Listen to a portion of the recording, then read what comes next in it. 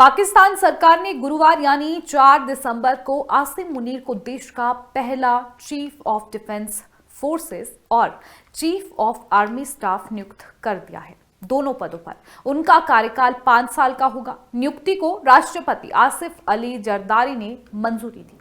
मुनीर पाकिस्तान के पहले सैन्य अधिकारी हैं जो एक साथ सीडीएफ और सीओएस दोनों पद संभालेंगे। प्रधानमंत्री शहबाज शरीफ ने नियुक्ति की सिफारिश करते हुए राष्ट्रपति को समरी भेजी थी। मुनीर को इसी साल फील्ड मार्शल के पद पर भी पदोन्नत किया गया था। इसके अलावा air chief marshal Zaheer Ahmed Babar Sidhu के लिए 2 साल के एक्सटेंशन को भी मंजूरी दी गई है, जो मार्च 2026 में उनके मौजूदा 5 साल के कार्यकाल के पूरा होने के बाद लागू होगा। पाकिस्तानी संसद ने 12 नवंबर को सेना की ताकत बढ़ाने वाला 27वां संवैधानिक संशोधन पास किया था। इसके तहत मुनीर को सीडीएफ बनाया गया। इस पद के मिलते ही उन्हें पाकिस्तान के परमाणु हथियारों की कमान भी मिल गई, यानी वे देश के सबसे ताकतवर शख्स बन गए हैं। ऐसे में अब बात इसी पर करेंगे कि आखिर सीडीएफ और सीओएस की नियुक्ति के बाद आसिम मुनीर को कितनी ताकत मिल चुकी है। अब इसके बारे में आपको बताएंगे, ग्राफिक के जरिए से समझेंगे।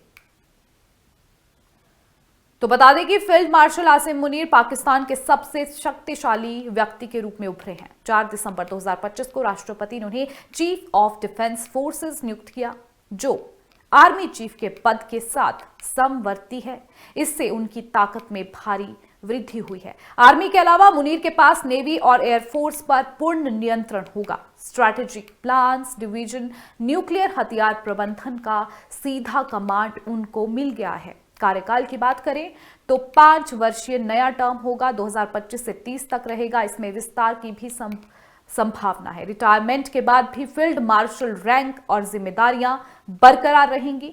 कानूनी सुरक्षा की बात करें तो उन्हें आजीवन अभियोजन से छूट संवैधानिक संशोधन द्वारा रहेगी।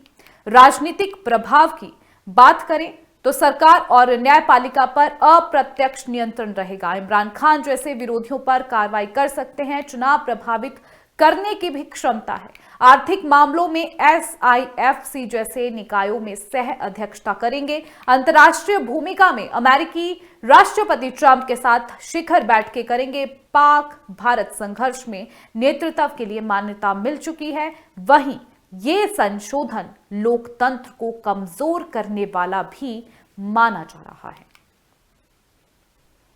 आपको बता दें कि आसिम मुनीर 2022 में सेना प्रमुख बने थे। दरअसल 29 नवंबर 2022 को जनरल आसिम मुनीर को सेना प्रमुख नियुक्त किया गया था। उनका मूल कार्यकाल 3 साल का था, यानी 28 नवंबर 2025 को खत्म हो गया। मुनीर को सीडीएफ बनाने के लिए 29 नवंबर को नोटिफिकेशन जारी होना था। तब मीडिया रिपोर्ट्स ने दावा किया था कि शहबाज शरीफ ने खुद को इस प्रक्रिया से इसलिए दूर कर लिया है ताकि उन्हें आसिम मुनीर की नई नियुक्ति वाले आदेश पर साइन ना करने पड़े।